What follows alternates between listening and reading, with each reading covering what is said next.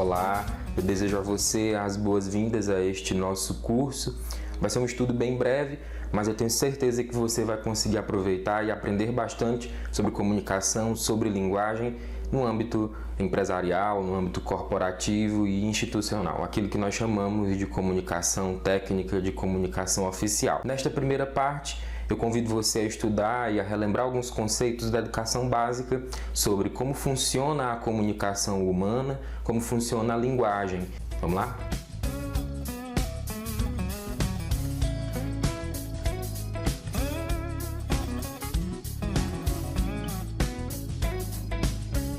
A comunicação humana, de acordo com a teoria clássica da comunicação de Roman Jakobson, funciona dessa forma.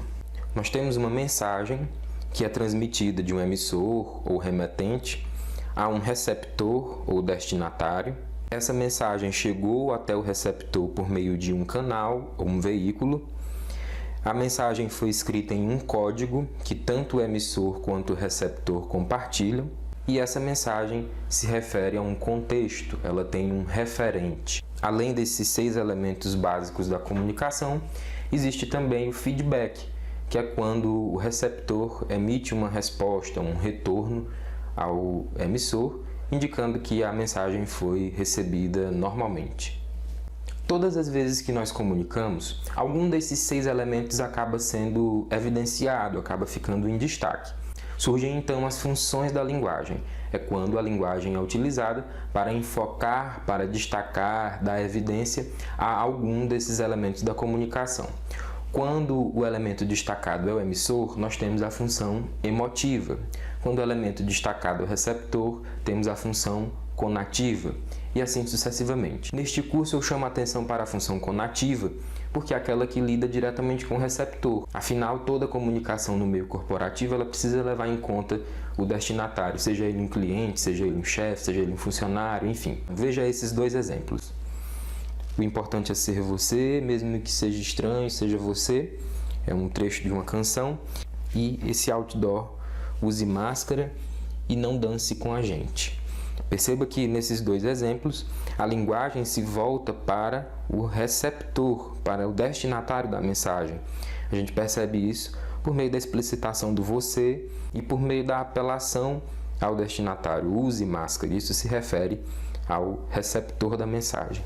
É importante compreender o funcionamento da comunicação e as funções da linguagem, especialmente a função apelativa ou conativa, para que as nossas comunicações no ambiente corporativo sejam bem-sucedidas. Essa comunicação, como nós vimos, ela se dá por meio de diversas linguagens. Nós utilizamos a linguagem corporal, a expressão facial, ilustrações, mas é importante compreender a contribuição da língua portuguesa nos nossos eventos comunicativos. A língua portuguesa se dá por meio de 2 modalidades. Cada uma dessas modalidades se realiza por meio de 2 registros. Nós temos a fala no registro formal ou informal, nós temos a escrita no registro formal ou informal. Sempre que você ouvir falar em coloquial, coloquialismo, está se falando do uso do registro informal, certo? Por fim, é preciso entender o que são os gêneros textuais. Nada mais são do que a materialização dessa comunicação. Quando nós nos deparamos com algum desses 3 textos, nós sabemos dizer a qual gênero ele pertence. Esse primeiro de cara nós reconhecemos que se trata de uma receita culinária, já esse segundo, um edital, e o terceiro, um bilhete. Nesses 3 textos, mesmo não lendo tudo que está escrito, nós já sabemos a que gênero pertence pela estrutura e pela função comunicativa de cada um deles. Por essa introdução você já deve ter percebido que existem alguns gêneros textuais com os quais lidamos diretamente no ambiente profissional, que a eles nos dedicaremos com mais atenção daqui para frente.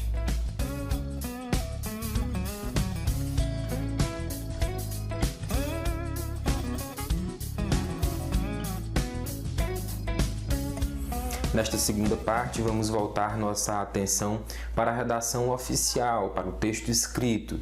Aqueles gêneros textuais que vimos há pouco, nós vamos focar agora na modalidade escrita, especificamente na redação oficial.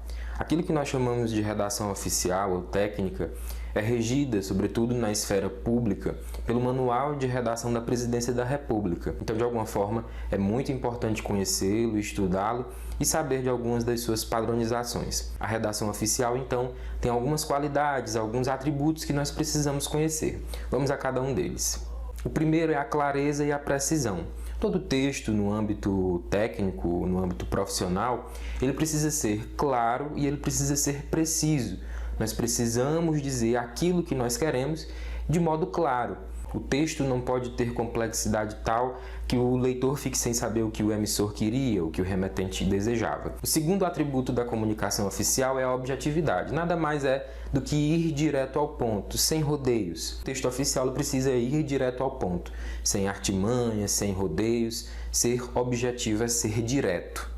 Outro atributo do texto oficial é a concisão, é falar mais com menos palavras. Isso não se confunde com ser rude ou com ser apático. Na verdade, concisão é você ser econômico simplesmente. A coesão e coerência diz respeito à ligação das ideias do texto. A coesão está para o uso dos conectivos e a coerência está para o modo como os sentidos se encadeiam no texto. A impessoalidade é o atributo de deixar o texto isento, sem a impressão pessoal, sem a marca subjetiva daquele que o escreveu. Ele fica livre de pensamentos, fica livre de opiniões daquela pessoa que o redigiu, já que se trata de uma comunicação oficial. Formalidade e padronização também são atributos do texto oficial porque eles conferem profissionalismo à comunicação. As relações no âmbito corporativo, o modo de sentar-se, o modo de se comportar, o modo de se vestir, todas são marcadas por essa civilidade. Assim também deve ser o uso da língua. Não se trata nem de um uso muito rebuscado, próprio da linguagem literária, nem se trata de um uso vulgar. O último atributo é o uso da norma culta, do padrão culto da língua portuguesa. Para isso é importante ter em mãos dicionários, bons manuais de gramáticas, vocabulários, enfim. Para que o texto tenha todos esses atributos é necessário observar algumas dicas, e são essas que eu dou a você agora. Bem, a primeira dica é que os sinais de pontuação devem ser colocados imediatamente depois da palavra, sem toque de espaço. A exceção é o travessão. Veja esse exemplo. O relatório, e em especial o relatório técnico, requer precisão. Veja que a vírgula e o ponto aparecem imediatamente ligados à palavra antecedente. Já o travessão tem ali um espaço entre a palavra anterior e a palavra posterior. O destaque de palavras e expressões deve ser uniforme. Veja esse exemplo. Abrir uma escola é fechar uma prisão. O destaque aqui foi feito em negrito na primeira parte e pelo sublinhado na segunda. Isso não é adequado. Ou fazemos tudo por meio do negrito, ou fazemos tudo por meio da sublinha. Algarismos romanos, aqui é uma dica para a modalidade oral, até o número x, lê-se como ordinal. E de x e em diante, lê-se na forma cardinal. Então, nós lemos 6º Congresso de Medicina e não 6 Congresso de Medicina. E lemos Avenida João 23, não João 23º. Agora nós vamos estudar as abreviações. Bem, a abreviação é a parte da palavra escrita que indica ou resume a palavra toda, ou são letras ou sinais que representam uma ou mais palavras. Existem 3 tipos de abreviações: a abreviatura, a sigla e o símbolo. Vamos ver cada uma delas. A abreviatura caracteriza-se pelo ponto abreviativo. Lembre-se disso, só há ponto abreviativo em abreviatura. Pode haver flexão de número e acentuação gráfica na abreviatura. Exemplos: a palavra página, essas são as possíveis abreviaturas. Perceba aí que em todos aparece o ponto e nos 2 últimos casos nós temos acentuação gráfica e flexão de número para o plural. Esses são outros exemplos de abreviaturas.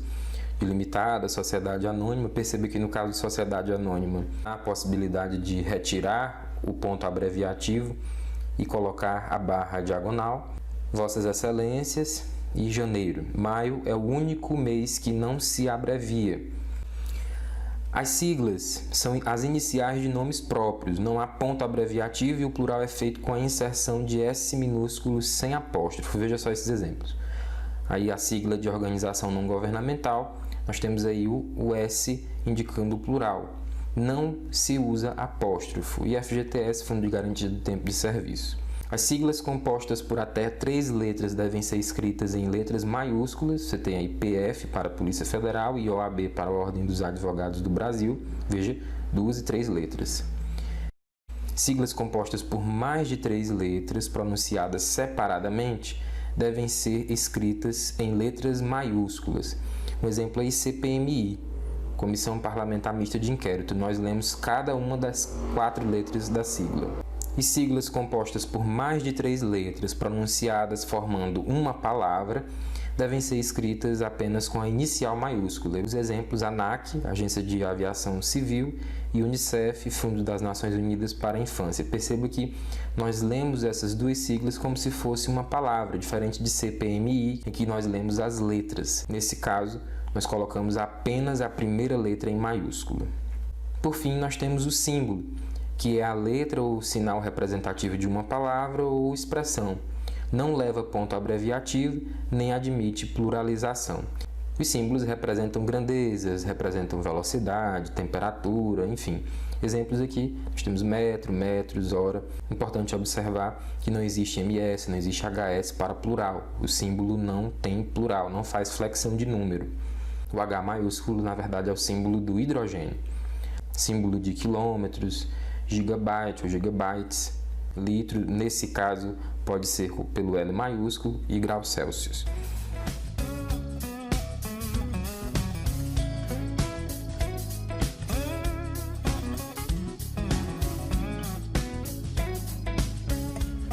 Nesta terceira unidade nós vamos estudar o padrão ofício, que é o padrão da comunicação oficial na esfera pública, e vamos estudar também algumas noções sobre a utilização do e-mail corporativo e institucional. Vamos começar pelo padrão ofício. A primeira parte do padrão ofício é o cabeçalho, que se realiza aí por meio do brasão de armas, ao centro, o nome do órgão principal e o nome dos órgãos secundários da maior para a menor hierarquia. A segunda parte do padrão ofício é a identificação do expediente. Abaixo do cabeçalho já aparece imediatamente essa identificação do expediente, que é o nome do documento, a indicação de numeração e as informações do documento, alinhado à esquerda. Veja o exemplo. A terceira parte do padrão ofício é o local e a data do documento, que aparecem alinhado à direita. Veja o exemplo, Brasília, 7 de abril de 2020. A quarta parte do padrão ofício é o endereçamento.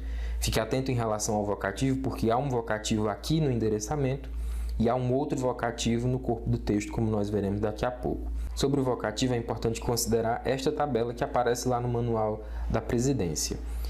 Dependendo da autoridade, há um tipo de vocativo diferente, e são 2. Tem um vocativo no endereçamento, que é essa segunda coluna, e há um vocativo no corpo do texto, que é essa terceira coluna.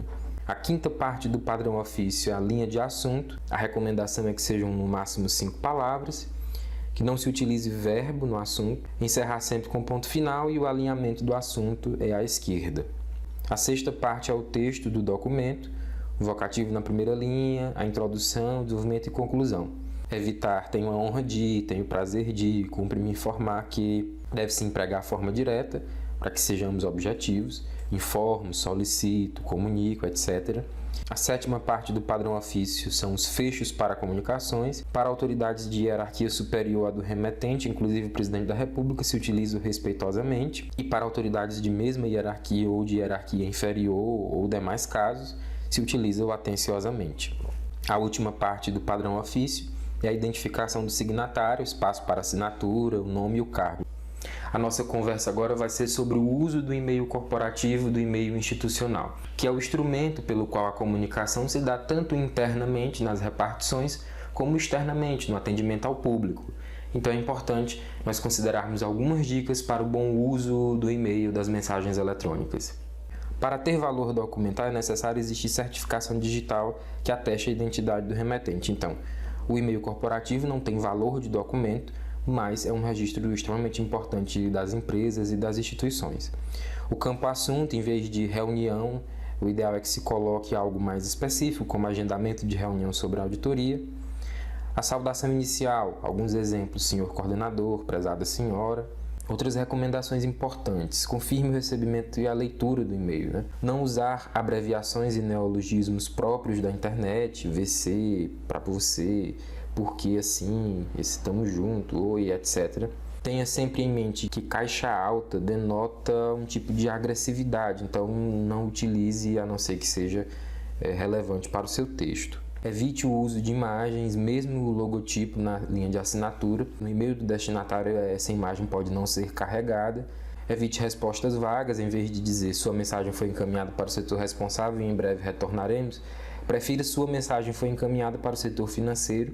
Você está indicando qual foi o setor e será respondida em até 5 dias úteis. Você está aqui dando um prazo.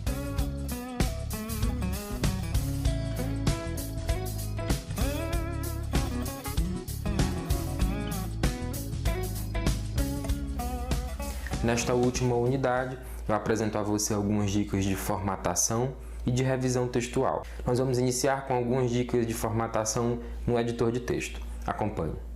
Na tela inicial do editor de texto, fique atento aos menus. Embora não seja igual em todas as versões, mas esse é o mesmo padrão, página inicial, em que você vai mudar a fonte e outros parâmetros que vamos ver daqui a pouco. Menu de inserir, imagens, tabelas, menu de design, onde você pode mudar a cor, menu de layout, onde você vai verificar, por exemplo, as margens do documento.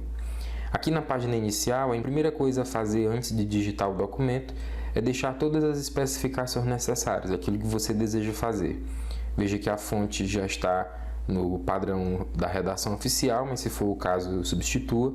O tamanho não é o da redação oficial, então aqui a gente já altera o tamanho. O alinhamento, como nós vimos no padrão ofício, se altera, mas você já pode marcar a opção justificar e ir selecionando aquilo que deseja substituir. Neste ícone você vai modificar as opções de espaçamento, tanto entre linhas como entre parágrafos. Também é importante que você verifique no menu Layout as margens do seu documento. Então você vai personalizar suas margens. E uma última coisa importante de ser verificada é a língua, o idioma. Perceba que aqui está já o português Brasil e isso é importante para que não tenha marcas indesejadas na sua digitação. As dicas que vou apresentar agora são de revisão textual, fique atento a algumas dicas gramaticais, enfim, todas para que seu texto fique mais objetivo, conciso, que tenha todas aquelas qualidades do texto profissional como nós já vimos. Acompanhe as dicas. Em seu texto, dê preferência à voz ativa. Em vez de frases como o relatório foi assinado pelo secretário-geral, prefira o secretário-geral assinou o relatório. Tente não explicitar a negação, em vez de dizer o fornecedor não acredita que o prazo de entrega seja cumprido ou a chefe do setor não concordou com o diretor-geral, prefira dizer o fornecedor duvida que o prazo de entrega seja cumprido, a chefe do setor discordou do diretor-geral. Troque locuções por palavras equivalentes. Locuções são essas expressões, mais de uma palavra, que poderia ser naturalmente substituída por uma palavra só, o que conferiria concisão ao seu texto. Alguns exemplos são esses: apresentar uma ideia, pode ser substituído por propor, buscar uma solução, pode ser solucionar, contar o segredo, revelar, fazer o controle, controlar, preparar uma redação, redigir, pessoa que não sabe ler, analfabeto. Elimine redundâncias e essas prejudicam demais o seu texto. Comparecer pessoalmente, não há necessidade desse pessoalmente, basta comparecer. Criar novo projeto, se é criado é novo, então não há necessidade do novo. Empréstimo temporário, todo empréstimo é temporário. Encarar só pode ser de frente. Encerrar, com certeza vai ser definitivamente, senão vai ser apenas interromper. Outra alternativa, não há necessidade desse outra. Cuidado com o excesso de ques, isso prejudica bastante a coesão do seu texto. Em vez de o governo alterou a lei que exige que as empresas sejam fiscalizadas, prefira o governo alterou a lei que exige a fiscalização das empresas. Busque sinônimos para ser mais preciso. A palavra ver é um exemplo de palavra que, dependendo da circunstância, pode ser substituída por palavras como avistar, contemplar, espiar, notar, observar, olhar, testemunhar, vislumbrar, dependendo daquilo que você queira dizer. Agradecer é melhor do que se desculpar. Em vez de dizer desculpe a demora, pedimos desculpa pelo nosso erro, prefira obrigado por esperar, agradecemos a sua observação. Isso confere mais profissionalismo ao seu texto. Marcas de oralidade não são bem-vindas no texto escrito profissional. Reduções típicas da fala, como né, tá, pra, seu, tipo, assim como a repetição de letras e de sinais de pontuação. Livre-se dos jargões e frases feitas, expressões como brilho no olho. Esse é um grande desafio profissional, está no nosso DNA, janela de oportunidades, quebra de paradigmas, toda crise é uma oportunidade. São expressões que já estão batidas, então livre-se delas, não utilize, elas não colaboram, não deixam o seu texto mais profissional. Então é isso, espero que você tenha aproveitado e que você tenha a oportunidade de aplicar todos esses conhecimentos. Foi um prazer, até mais.